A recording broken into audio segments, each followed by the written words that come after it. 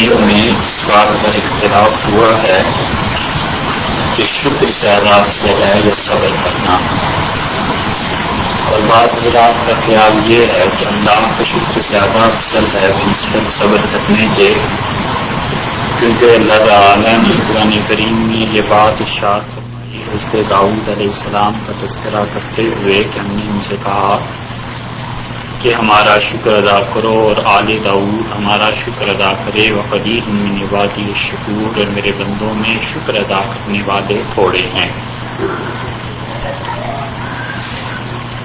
اور کچھ حضرات کا خیال یہ ہے کہ شکر کی نسبت صبر افضل ہے، اور صبر میں چونکہ مجاہدہ ہوتا ہے، محنت ہوتی ہے، نفس پہ گراں گزرتا ہے، اور طبیعت صبر کرنے پہ آمادہ ہوتی نہیں بنسبت شکر کے، اس لیے وہ کہتے ہیں کہ چونکہ نفس پر بوجھ زیادہ پڑتا ہے اس لیے یہ افضل ہے۔ اور صبر کی افضلیت کی کھلی ہوئی دلیل تو یہ ہے کہ قرآن کریم میں اللہ تعالیٰ نے جتنا صبر کے متعلق ارشاد فرمایا ہے اتنا شکر کے متعلق ارشاد نہیں فرمایا۔ مثلا یہ اللہ تعالیٰ نے کہا ہے کہ ان اللہ مع الصابرین، اللہ تعالیٰ صبر کرنے والوں کے ساتھ ہیں، یہ نہیں فرمایا کہ شکر کرنے والوں کے ساتھ ہیں۔ شکر کا ایک اپنا مقام ہے، اس کے ذریعے اللہ کے انعامات میں اضافہ ہوتا چلا جاتا ہے۔ ایک انعام کسی انسان پر اللہ نے کیا اور اس نے شکر ادا کرنا شروع کر دیا، اب شکر بڑھتا چلا جائے گا، انعامات بڑھتے چلے جائیں گے۔ حضرت علی رضی اللہ عنہ نے بڑی اچھی بات ایک جگہ فرمائی، اور ان کی ایسی باتیں پڑھ کے سوچ کے اندازہ ہوتا ہے کہ رسول اللہ صلی اللہ علیہ وسلم نے یہ جو فرمایا تھا کہ میں علم کا شہر ہوں اور یہ اس کا دروازہ ہے، تو واقعی وہ اس درجے کی شخصیت تھے، اس قدر عظمت اللہ نے ان میں رکھی تھی۔ حضرت علی رضی اللہ عنہ نے کہا کہ لوگوں تین دروازوں کے ساتھ اکٹھے ہی کھلتے ہیں، اللہ کی طرف سے یہ نہیں ہوا کرتا کہ ایک دروازہ کھول دیں اور دوسرا بند کر دیں۔ مثال سے ایسے سمجھ لیجیے جیسے کسی آپ بڑے اسٹور میں کہیں گئے ہوں تو ان اسٹورز میں یہ ہوتا ہے کہ ایک دروازے کے بالکل بالمقابل دوسرا دروازہ لگا ہوا ہوتا ہے، خود بخود دروازے کھلتے ہیں، آٹومیٹک قسم کے ہوتے ہیں۔ تو جو آدمی اس کے لیے پہلا دروازہ کھل جائے گا وہ ابھی دوسرے تک پہنچے گا، دوسرا بھی خود بخود کھل جائے گا۔ یہ نہیں ہے کہ ایک کے لیے ایک دروازہ کھل جائے اور دوسرا بند ہو جائے۔ حضرت علی رضی اللہ عنہ نے کہا کہ جس انسان پر اللہ تعالیٰ دعا کا دروازہ کھول دیتے ہیں اس کے لیے قبولیت کا دروازہ بھی کھول دیتے ہیں۔ یہ نہیں کرتے کہ دعا کا دروازہ تو کھول دیں کہ تم مانگتے رہو اور قبولیت کا دروازہ بند کر لیں کہ اچھا تمہاری نہیں سنی۔ اور دلیل اس کی قرآن سے کہ اللہ تعالیٰ نے فرمایا ادعونی استجب لکم، تم مجھ سے مانگو میں تمہیں دوں گا۔ تو وہ کہتے ہیں جب خود کہا ہے کہ مانگو تو اس پر تو ہم عمل کر لیں، جو ان کا کام ہے وہ نہ کریں، یہ نہیں ہوتا۔ جس کے لیے دعا کا دروازہ کھول دیں اس کے لیے قبولیت کا دروازہ بھی کھول دیتے ہیں۔ اور پھر فرمایا کہ دوسری چیز توبہ ہے کہ جس انسان پر توبہ کا دروازہ کھل جائے اس پہ معافی کا دروازہ بھی کھل جاتا ہے۔ اللہ تعالیٰ نے یہ فرمایا کہ توبوا الی اللہ، سارے کے سارے مل کے اللہ کے سامنے جھکو، توبہ کرو اور تاکہ تمہیں فلاح مل جائے۔ تو توبہ کرنے سے فلاح ملے گی۔ اب انسان اپنا کام کرتا رہے کہ توبہ کرتا رہے اور ادھر سے وہ فلاح اور کامیابی نہ دیں، یہ نہیں ہو سکتا۔ جو توبہ کرے گا اس کو مغفرت بھی مل جائے گی، جسے معافی مانگنے کی توفیق اللہ نے دے دی ہے، اس کی بخشش بھی فرما دے۔ اور تیسری چیز انہوں نے فرمائی کہ کسی انسان کے لیے یہ نہیں ہو سکتا کہ اللہ تعالیٰ شکر کا دروازہ کھول دیں اور انعامات میں اضافے کا دروازہ نہ کھول۔ جو آدمی بھی شکر ادا کرے گا اس پہ انعامات کا دروازہ کھل جائے گا۔ اور قرآن کریم ہی سے اس کی دلیل حضرت علی رضی اللہ عنہ نے دی۔ انہوں نے کہا اللہ تعالیٰ یہ بات ارشاد فرماتے ہیں کہ اگر تم ہمارا شکر ادا کرو گے لأزیدنکم، ہم اپنے انعامات میں اور اضافہ کر دیں گے۔ ایک انعام ہے اس پہ شکر ادا کرتا ہے دوسرا مل جاتا ہے، دوسرے پہ شکر ادا کرتا ہے تیسرا مل جاتا ہے۔ بس طبیعت میں شکر آ جاتا ہے جب انسان کے کہ اللہ کی راہ کھلتی چلی جاتی ہے۔ تو بات سے بات نکل گئی کہ دیکھو شکر کو افضل قرار دیا ہے بعض حضرات میں، مگر محققین میں سے بہت سے ایسے ہیں جو صبر کو افضل قرار دیتے ہیں۔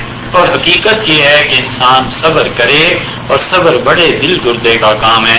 انسان پس جاتا ہے، نفس کا بالکل صفایا ہو جاتا ہے، کٹ جاتا ہے، رگڑا چڑھ جاتا ہے نفس کو، اور انسان پہ جا کر کہیں سیدھی راہ پر آتا ہے. صبر کرنا اس لیے اللہ نے اسے افضل بھی قرار دیا متعدد آیات میں بنسبت شکر کے، جیسے کہ محققین کا بعض کا خیال ہے. اور اسی طرح صبر کے متعلق احادیث میں بھی بہت چیزیں آئیں. قرآن کریم میں حضرت یوسف علیہ السلام کا سارا تذکرہ دیکھو، اور اس کے آخر پر آتے ہیں کہ انہ من یتقی ویصبر، اور جو آدمی اللہ سے تقوی اختیار کرتا ہے، خدا کا خوف رہتا ہے اسے اور صبر کرتا ہے، اللہ اس انسان کے لیے اچھا کر دیتے ہیں. حضرت یوسف علیہ السلام نے صبر کیا، کنویں میں گئے، بھائیوں نے پھینک دیا، پھر صبر اور کتنے مراحل میں کرتے رہے ہیں. یہ ساری کے سارے صبر کے درجات ہیں. نتیجہ یہ نکلا کہ آخر کار اللہ نے دین اور دنیا دونوں کی عزت اور غلبہ عطا فرمایا. یہ ہے صبر کا مقام. اور اسی طرح اس کے ایوب علیہ السلام کے معاملے میں اللہ فرماتے ہیں نعم العبد، ہمارا بڑا ہی اچھا بندہ تھا وہ. دوسری جگہ فرماتے ہیں انا وجدناہ صابرا، ہم نے دیکھا وہ صبر کرنے والا انسان تھا. یہ صبر کرنے والا بندہ اللہ فرماتے ہیں نعم العبد، بہت ہی اچھا انسان تھا. اور پھر صبر کا صلہ کیا دیا؟ صبر کا صلہ انہیں یہ ملا کہ بخاری شریف میں آتا ہے رسول اللہ صلی اللہ علیہ وسلم نے فرمایا کہ ان پر اللہ تعالیٰ کی جب مہربانی ہوئی تو انہیں کہا اللہ تعالیٰ نے کہ آپ زمین پر ٹھوکر ماریے پاؤں سے. انہوں نے زمین پر ٹھوکر ماری، چشمہ پھوٹ پڑا، تو انہیں حکم ہوا کہ اس سے غسل کر لیجیے. اور جب غسل کر رہے تھے وہ تو اللہ تعالیٰ کو اتنا پیار آیا اپنے اس بندے پہ کہ اللہ تعالیٰ نے ان کے اعزاز اکرام کے لیے سونے کی ٹڈیاں ان پر برسانی شروع کر دی آسمان سے. جیسے پھولوں کی پتیاں نشاور کرتے ہیں، اللہ کے نزدیک سونے چاندی کی کیا حیثیت ہے، سونے کی یہ ٹڈی ہوتی ہے سبز رنگ کی، یہ برسنی شروع ہو گئی. تو انہوں نے نہانا چھوڑ کے اپنا چادر پھیلا دی اور سونا جمع کرنے لگے. تو اللہ تعالیٰ نے دل میں ڈالا کہ الم وغنیتم، ہم نے آپ کو اتنا کچھ نہیں دے دیا کہ آپ بے نیاز ہو جائیں اس کی. تو دیکھو کتنا اچھا جواب دیا ہے. یہ ہے صبر کا صلہ. انہوں نے کہا ولکن لا غنا بی عن برکتک، اللہ آپ کی برکتوں سے آدمی کب بے نیاز ہو سکتا ہے، آپ کی نعمت سے کب بے نیاز ہو سکتا ہے؟ جو کچھ دیا ہے وہ بھی بہت کچھ ہے، مگر یہ بھی آپ کا انعام ہے، اسے کیسے چھوڑ سکتا ہوں؟ یہ صبر کا صلہ ملا کہ انسان صبر کی عادت ڈالے. یہ صبر کس چیز کا نام ہے؟ صبر اس چیز کا صرف نام نہیں ہے کہ کسی انسان پہ مصیبت پڑ جائے. صبر اس چیز کا نام ہے کہ اپنے آپ کو باندھ کے رکھے، اپنے اوپر پابندی لگائے. یہ جو پابندی لگتی ہے نا، اور پھر نفس پہ گراں گزرتا ہے اور جی کہتا ہے کہ یہ چیز کر گزرو، اور آدمی کہتا ہے نہیں کرنی. یہ جب کشمکش شروع ہوتی ہے اب آدمی رگڑے میں آ گیا، اب اس پر رندہ پھرنا شروع ہو جاتا ہے اور اپنی طبیعت پہ بوجھ محسوس ہوتا ہے. یہ چیز ہے جو نفس کو گراں گزرتی ہے اور آدمی کرتا ہے. جس قدر اپنے نفس سے دوری ہے اتنا ہی قرب حق تعالی شانہ کا ہے. بس اتنی سی بات. کوئی کام جو اپنے نفس کے لیے چھوڑ دے گا، نہیں کرے گا، اللہ کو خود ملتا چلا جائے گا. اللہ کو قرب ہے ہی اس میں کہ اپنے نفس کی مخالفت کرے. دل یہ چاہتا ہے کہ یہ کام کرے، گناہ کا کام ہے، پابندی لگائے اپنے پہ نہیں کرنا. نتیجہ یہ نکلے گا کہ بار بار دل میں وہ تقاضا پیدا ہوگا، بار بار اس تقاضے کو رد کرے گا اور ہوتے ہوتے منزل پر پہنچ جائے گا. صبر نام ہے اپنے آپ کو باندھ دینے کا. صرف یہی نہیں ہے کہ کوئی ظلم ہو جائے تو انسان برداشت کرے. بشر حافی رحمت اللہ علیہ جا رہے تھے اور دوست نے کہا ان کے ساتھی جنگل میں کہیں جا رہے ہوں گے تو اس سے کہا پانی پینا. صفت الصفوہ میں ابن جوزی نے یہ نقل کیا ہے. تو انہوں نے کہا کہ اگلے اس کنویں سے پیئیں. چل پڑے اس کنویں پہ پہنچے تو کہنے کے اگلے کنویں سے پیئیں.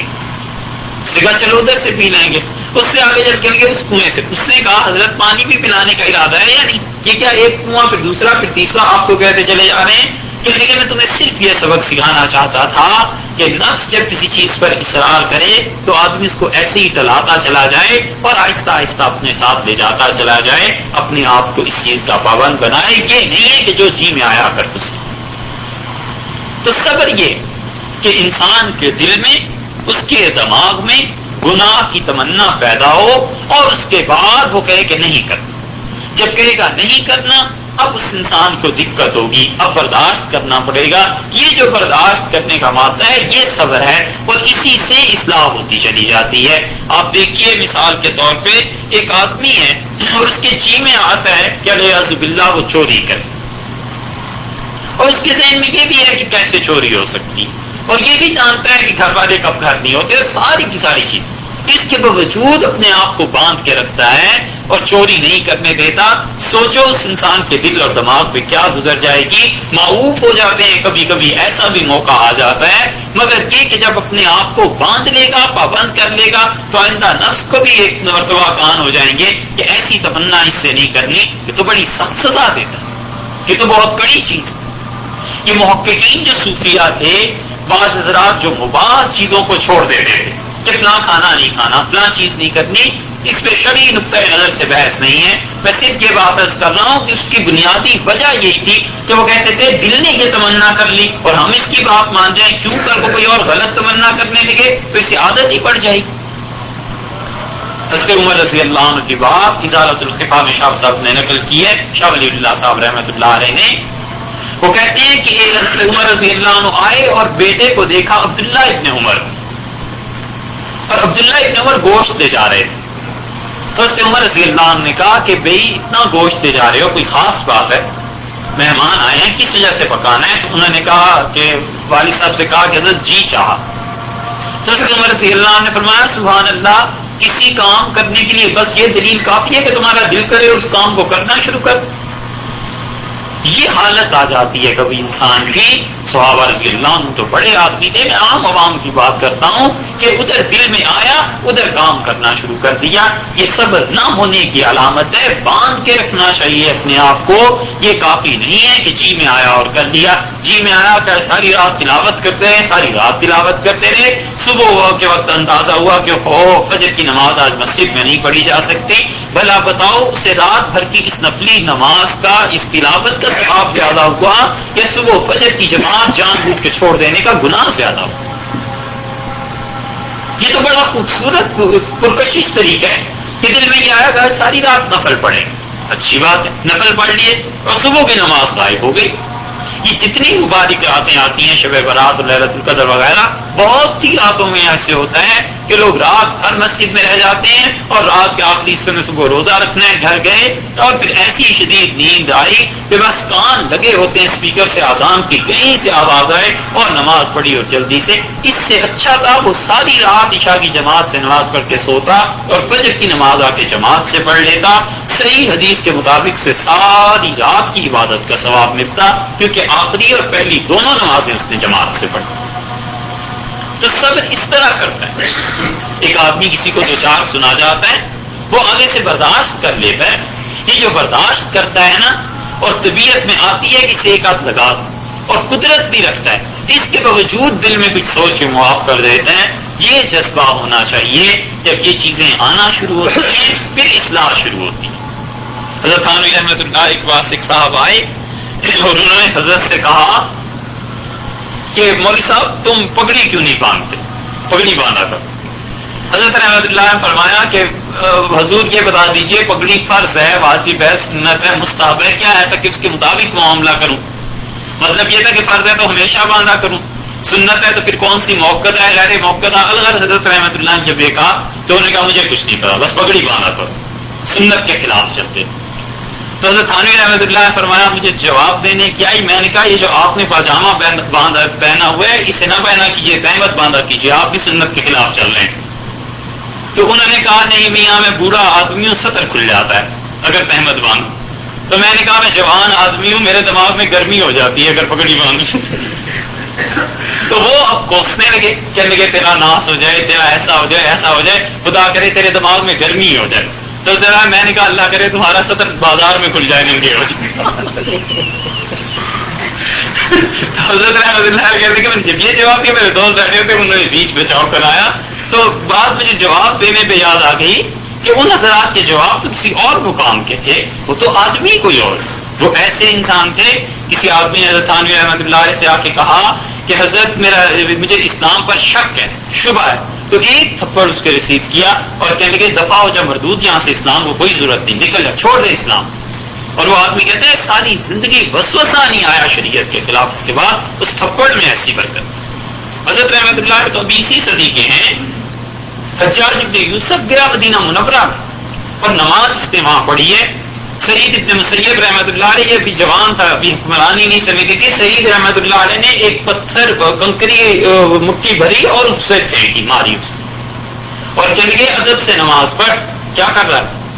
تو حجاج ابن یوسف کو جب حکمرانی ملی، ظالم تھا اس امت کے ظالموں میں سے، وہ آیا اور حضرت سعید ابن مسیب رحمت اللہ علیہ کا احترام کیا اور کہنے لگا آپ کی ایک مٹھی جو تھی نا کنکریوں کی، اس نے نماز پڑھنی سکھا دی ہم لوگوں کو، وہ مار میں بھی برکت کی۔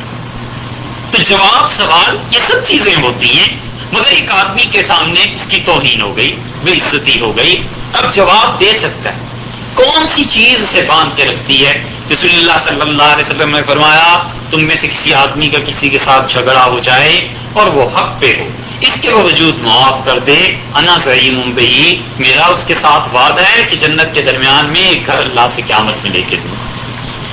یہ حدیث یاد ہے اس کو، دکانداری میں لڑ پڑا، غلطی ہے گاہک کی دوسرے کی، اس کے باوجود چپ ہو جاتا ہے، وہ سمجھتا ہے یہ دب گیا، اور اسے یہ نہیں پتا کہ یہ دبا نہیں ہے، اس کے ساتھ تو کسی اور نے وعدہ کیا ہوا ہے، اس کے دل سے پوچھو کہ کیسی خوشی سے ہوگی، بشرطے کہ اس معیار پر پورا اتر جائے۔ تو اس لیے صبر ایسی چیز ہے جو انسان کو باندھ دیتی ہے۔ جی چاہتا ہے کہ نظر کا غلط استعمال کریں، اپنی نظر کو جھکا کر چلا جاتا ہے، اپنے آپ پہ کنٹرول کرتا ہے، اس کا صلہ کیا ملتا ہے؟ رسول اللہ صلی اللہ علیہ وسلم نے فرمایا تم میں سے کسی انسان کا یہ جی چاہے کہ وہ غیر محرم کو دیکھے اور وہ اپنی نظر کو جھکا لے، اللہ موت سے پہلے پہلے اسے ایمان کا مزہ چکھائے گا، اللہ اس کے دل میں ایمان ڈال دے گا۔ بڑی بڑی چیز کہ ایک نظر اس نے قربان کی نا، اس کے عوض میں کیا ہوا؟ اس انسان کو ایمان کی لذت کے لیے رسول اللہ صلی اللہ علیہ وسلم نے فرما دیا۔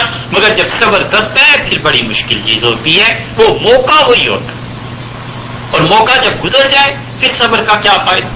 رسول اللہ صلی اللہ علیہ وسلم آئے اور ایک عورت قبر پہ بیٹھی رو رہی تھی، بین کر رہی تھی، تو نبی کریم صلی اللہ علیہ وسلم نے فرمایا بین نہ کر، ایسی بات نہ کر، تو اس نے اور فرمایا صبر کر، تو اس نے کہا اگر تیرا ایسا کوئی مرا ہوتا جیسے میرا یہ مر گیا تو میں دیکھتی تو کیسے صبر کرتا۔ رسول اللہ صلی اللہ علیہ وسلم چلے گئے، بعد میں پتا چلا اسے کہ اللہ کے رسول ہیں، آئی حاضر ہوئی اور معافی مانگی کہ اللہ کے رسول مجھے پتا نہیں تھا، اب صبر کرتی ہوں۔ رسول اللہ صلی اللہ علیہ وسلم صبر کرنے کا تو وہ موقع تھا، اب کس بات کا صبر؟ تو جو موقع ہوتا ہے صبر کا، اس پہ اپنے آپ کو باندھ کے رکھنا ہے، اس میں قربانی دینی ہے۔ جی چاہتا نہیں صبح اٹھنے کو، نماز پڑھنے کو، اس وقت اٹھے کو وقت ہے جب قربانی دے گا تو جس کے لیے قربانی دے رہا ہے اسے قدر ہوگی۔ آپ کبھی دیکھیں ایک آدمی کو آپ نے نوکر رکھا ہوا ہے، تنخواہ لیتا ہے حکومت سے، بیٹ مین ہے آرمی میں کہیں، کسی افسر کا نوکر لگا ہوا بیچارہ، اور وہ جاتا ہے گھر چھٹی کاٹنے اپنی ساری تنخواہ لے کے، اور آتے ہوئے آ کر یہ کہتا ہے کہ صاحب ہمارے یہاں گھی بڑا خالص بک رہا تھا، میں نے چاہا آپ کے لیے لے آؤں۔ کہتا ہے صاحب شاید بڑا اچھا تھا، میں نے چاہا آپ کے لیے لے آؤں، تو آپ کے دل میں کتنی قدر ہوگی اس کی، آپ کہیں گے کہ دیکھو اس کو میرے ساتھ کیسا تعلق ہے، بغیر کسی وجہ کے پیسے بھی آپ سے وصول کرے گھی کے شہد کے، مگر اس کے باوجود قدر آتی ہے۔ تو ایک نوکر کی ایک آدمی اپنے جیسا اپنے کی ایسی قدر کر سکتا ہے، تو جو آدمی اللہ کے لیے نیند کو قربان کر دے اللہ اس کی اتنی بھی قدر نہ کرے، یہ بھلا کیسے ممکن؟ تو جب صبر کرتا ہے قربانی دیتا ہے، جب قربانی دیتا ہے پھر اللہ کا قرب ملنا شروع ہو جاتا ہے۔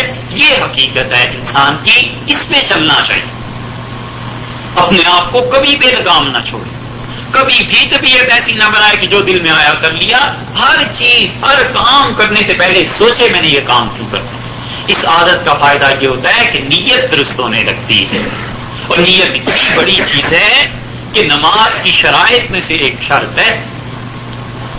اگر کوئی آدمی بغیر نیت کے نماز پڑھ لے گا سرے سے نماز ہی نہیں ہوگی۔ اللہ اکبر کہہ کے مولوی صاحب کو پیچھے ہاتھ باندھ دیے اور نماز پڑھتے ہوئے یہ سوچتا ہے کہ اچھا عشاء کی نماز پڑھ رہا ہوں، تو اس تکبیر تحریمہ سے پہلے نیت کرنی تھی، نیت بعد میں کر رہے ہیں، نماز ہی نہیں ہوئی، اس لیے کہ یہ تو پہلے کی شرط تھی نا۔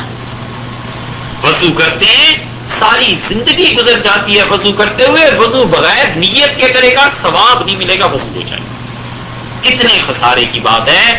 20 سال سے نماز پڑھ رہا ہے, 30 سال سے وضو کر رہا ہے, نماز پڑھتا ہے, لیکن وضو سے پہلے نیت نہیں کی. کیا نیت کرنی تھی وضو سے پہلے؟ یہی نیت کرنی تھی کہ اللہ وضو کرتا ہوں, یہی ذہن میں سوچنا تھا کہ اللہ نماز کے لیے وضو کرتا ہوں. اتنا چھوٹا سا جملہ, اللہ اس عبادت کے لیے وضو کرتا ہوں جو وضو کے بغیر جائز نہیں. کوئی چیز سوچ لے گا, بس اتنا چھوٹا سا جملہ سوچنا تھا. یہ نئی نیت کی, وضو ہو گیا, لیکن ثواب اس انسان کو نہیں ملا. امامت کر رہا ہے, 20 سال 25 سال امامت میں گزر گئے, اور اگر امام کی یہ نیت نہ ہوئی کہ لوگوں کو نماز پڑھانے کی امامت کی نیت کرتا ہوں, تو اسے امامت کا ثواب نہیں ملے گا. اس کی بھی نماز ہو گئی, لوگوں کی بھی ہو گئی, اگر دیگر شرعی مسائل پورے ہیں, مگر امامت کا ثواب جب ملے گا جب نیت کریں. تو یہ نیت کی درستگی کب آتی ہے؟ جب پابندیاں لگتی ہیں. پابندیاں لگتی ہیں, ایک ایک مسئلے پہ, ایک ایک قدم پہ اپنے آپ کو روکتا چلا جاتا ہے کہ دل میں یہ کیا بات آ رہی ہے, یہ کام کرنا ہے نہیں کرنا. پھر نتیجہ یہ کہ اچھی نیت سے کرنے لگ جائے, صحیح نیت پہ چلنے لگ جائے. حضرت عثمان رضی اللہ عنہ کو کسی نے دیکھا, کھجوروں کی گٹھلیاں بھری ہوئی ہیں ایک بوری میں, اور اٹھا کر چل رہے ہیں مدینہ طیبہ میں بازار میں, اور چاروں خلفاء میں سب سے زیادہ حضرت عثمان رضی اللہ عنہ متوکل, سب سے زیادہ نوکر تھے ان کے بعد. امیر المومنین کہتے تھے میں نے پوری خلافت کے دور میں کوئی جمعہ ایسا نہیں گزرا جب نماز پڑھانے کے لیے جانے سے پہلے مسجد نبوی میں غلام نہ آزاد کیا. 12 سال خلافت کا دور رہا ہے, اور ذرا سوچو کتنے 100 غلام انہوں نے آزاد کیے ہوں گے. اللہ نے اتنا مال دیا ہو, اور کھجوروں کی گٹھلیاں اور وہ بھر کے کندھے پہ رکھ کر جا رہے ہیں. تو ایک تابعی کہتے ہیں میں نے کہا امیر المومنین مجھے دے دیجیے, میں شاگرد تھا ان کا. تو حضرت عثمان رضی اللہ عنہ فرمایا نہیں, یہ میں خود کروں. تو ہم نے کہا آخر کیوں؟ تو جب اس مقام تک پہنچا چکے تو فرمایا آج میرے دل میں یہ آیا کہ میں مسلمانوں کا امیر ہو گیا ہوں, تو میں نے اپنے نفس سے کہا میں تمہیں ضرور سزا دوں گا اس بات کے سوچنے کی, تم تو عام مسلمانوں میں ایک آدمی ہو. تو میں نے اسے رسوا کرنے کی خاطر اپنے نفس کو یہ سفر طے کیا ہے تاکہ دل میں ایسی بات آئے. یہ ہے اپنے آپ پہ چیک کرنا, یہ ہے اپنے آپ کو دیکھنا. جب ہر لمحے میں اپنے آپ کو دیکھتا رہے گا, پھر دوسروں کی برائی عیب نیکی کسی پہ نظر ہی نہیں جاتی. مدت العمر یہ وسوسہ پیدا نہیں ہوتا کہ فلاں کیا کر رہا ہے, فلاں کیا کر رہا ہے. اپنے آپ کو دیکھیے کہ میں کیا کر رہا ہوں. فلاں ننگے سر نماز پڑھ رہا ہے, یا فلاں کپڑے پہن کے نماز پڑھ رہا ہے, یا کیسے پڑھ رہا ہے. یہ چیزیں اسی وقت آتی ہیں جب اپنے ننگے پن کا احساس نہیں ہوتا کہ میں کتنا ننگا ہوں اور اللہ نے پردہ ڈالا ہوا ہے. وہ پردہ ہٹا دیں, ساری دنیا میں رسوائی ہو جائے, بے عزتی ہو جائے. یہ اس وقت احساس پیدا ہوتے ہیں دوسروں کی عیوب دیکھنے کو. کار خود کن کار غیر مکن, اپنا کام کر دوسروں کا کام نہ کر. اور اپنا کام یہ کہ اپنے نفس سے بدگمان, اپنے آپ سے بدگمان, کہ کبھی بھی اچھی چیز کی طرف نہیں لے جاتی. اور جو چیز سے ان میں آئے پھر صبر کرے, اپنے آپ کو باندھ کے رکھے. کوئی چیز ہے, کوئی گناہ ہے, دن رات دماغ پہ سوال رہتا ہے, کوئی پرواہ نہیں ہے, جب تک کرے گا نہیں تب تک گناہ نہیں ہوگا. یہ اللہ کا فضل. باندھے اپنے آپ کو, نہیں کرنا. یہ کشمکش کتنا عرصہ جاری رہے گی؟ جتنا انسان کے اپنے اعصاب مضبوط ہوں, جتنی اچھی تربیت ہو, اللہ کا فضل اور اس کی رحمت ہو, اپنے نفس پہ قابو پا لیتا ہے, غلبہ ہو جاتا ہے. اور دیکھو پھر کچھ عرصے کے بعد سوچے کہ میں نے اپنے آپ کو گناہ سے بچا لیا تھا, فلاں وقت میں اللہ نے بچایا, میں نے ہمت کر لی تھی. پھر کتنا اطمینان ہوتا ہے کہ اللہ تیرا شکر ہے کہ میں نے یہ گناہ نہیں کیا, یہ معاملہ نہیں. شادی نہیں ہوئی بھی, گناہ کے مواقع ہیں, جوانی ہے, سب کچھ ہے, اور اپنے آپ کو بچا کر رکھتا ہے. جب شادی ہو جائے گی پھر سوچے گا جوانی کو, ان حالات کو, تو پھر بے اختیار دل سے شکر نکلتا ہے کہ اللہ آپ کا یہ احسان ہے, میں اس سارے دور میں گناہ سے بچا رہا, حالانکہ گناہ کرنے کے سارے مواقع تھے. یہ کیوں شکر کا موقع ہے؟ اس لیے کہ پہلے اس نے صبر کیا. کہ صبر چیز ایسی کہ انسان کرے. صبر تو دابا, عرب کہتے ہیں میں نے گھوڑے کو, جانور کو لگام دے دی, باندھ دیا اسے. بالکل اپنے آپ کو اس طرح باندھ کے رکھنا چاہیے.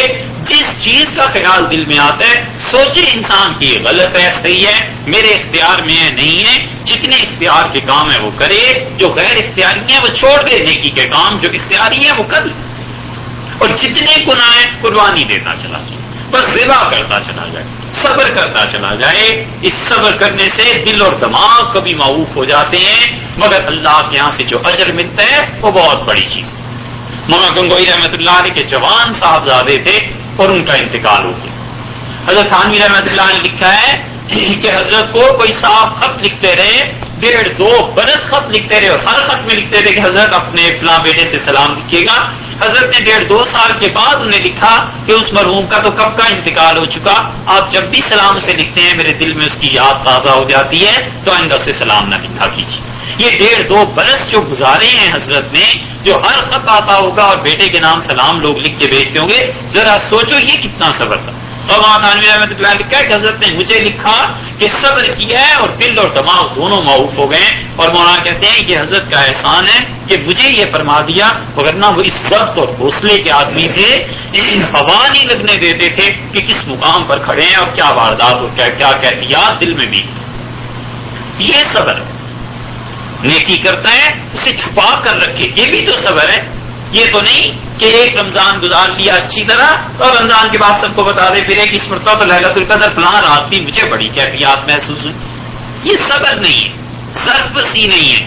ظرف بسی رکھے صبر ہوگا، پھر اسے ضبط کر لے گا، پھر کسی کو پتا بھی نہیں چلے گا کہ کیا چیز ہے کیا چیز نہیں، پھر اطمینان سے لوگوں میں رہتا ہے، پھر کبھی ذہن میں وسوسہ بھی نہیں آتا کہ میں بڑا آدمی بن گیا ہوں، نہ کوئی اسے وسوسہ ڈالنے کی کوشش کرتا ہے۔ یہ نیکی کا ہضم کر جانا یہ بھی بہت بڑی بات ہے، اگر نہ نیکیاں ہضم نہیں ہوتی، اول تو ہم لوگوں سے نیکیاں ہوتی ہی کہاں ہیں؟ اتفاقاً ہو جائے، کوئی جبرن کروا لے، نیکی کروا لے، اتفاقاً ہو جائے، کوئی اللہ تعالیٰ کی طرف سے مشکل پریشانی آ جائے تو ہی 2-4 رکعتیں پڑھنے کی ہو جائے، اول نیکی کرنی نہیں، اور اگر ہو جائے پھر وہ ہضم نہیں ہوتی، برداشت نہیں ہوتی۔ یہ کیوں؟ اس لیے کہ صبر نہیں ہے طبیعت میں، چاہتا ہے کہ لوگوں کو پتا چلے اس سال ہم بھی گئے تھے، اس سال ہم نے بھی حج کیا ہے، یہ کیا ہے۔ اور عجیب بات تھی، ایک بزرگ تھے وہ کسی سے ملنے گئے، ان کے کوئی مرید تھے، وہ حج پہ سے آئے واپس، تو اس سے ملنے گئے، تو اس سے اپنے حضرت نے کہا کہ پیاس لگی ہے، اگر پانی پلا دیں۔ اس سے اپنے نوکر سے کہا وہ سرائی میں پانی پڑا ہوا ہے، وہ پانی لانا، وہ جو حج سے ہم لائے تھے سرائی۔ تو وہ اسے دیکھتے رہے، تو نوکر جب پانی لینے گیا تو پھر نوکر کو آتی ہے کہنے کا سرائی سے نہ لانا جو اس حج میں لے کے آیا، پچھلے حج والی جو سرائی تھی نا اس سے لانا۔ تو اٹھ کے کھڑے ہو گئے، انا للہ، انہوں نے پڑھا اور چل پڑے۔ اس سے کہا حضرت پانی تو پی لیجیے، کہنے کے کیا فائدہ، ایک گلاس پانی میں 2 حج تو نے برباد کر دی۔ بات بھی تو یہی ہے، 2 حج برباد نہ ہو گئے کہ اس حج والی نہیں پچھلے حج والی سرائی لانا۔ تو یہ نفس کے چکر ہے، یہ جب ہوتا ہے جب نیکی ہضم نہیں ہوتی، اسے بھی ہضم کرے، اور نیکی پہ نظر ہی نہ جائے کہ میں نے کیا ہے، یہ کیا نہیں ہو، اللہ نے کروا دیا، بس اللہ تعالیٰ نے کام لے لیا، موت تک یہ کیفیت رہے تب جا کے امن اور اطمینان ہے۔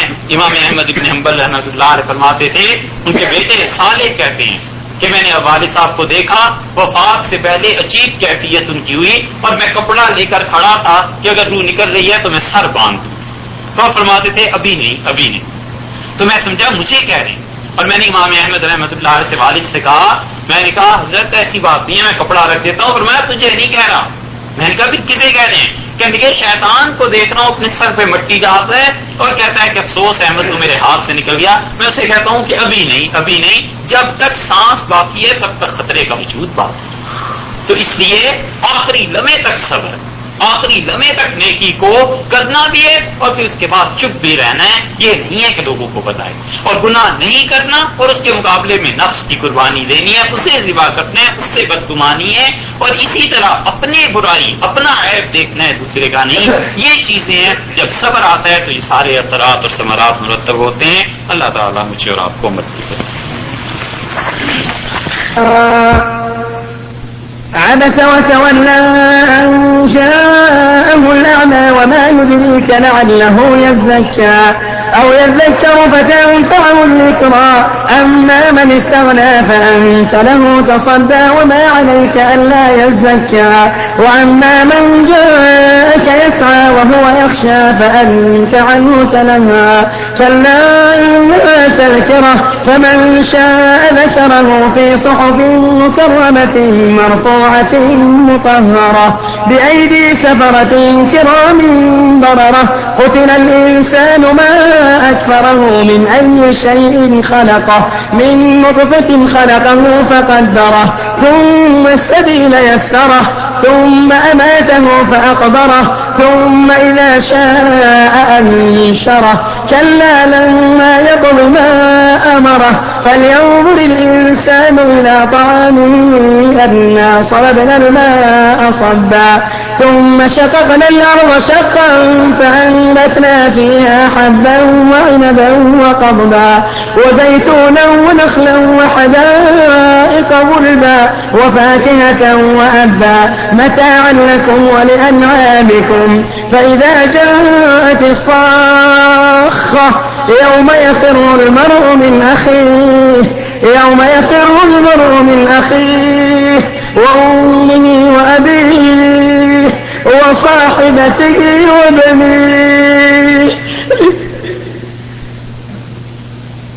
لكل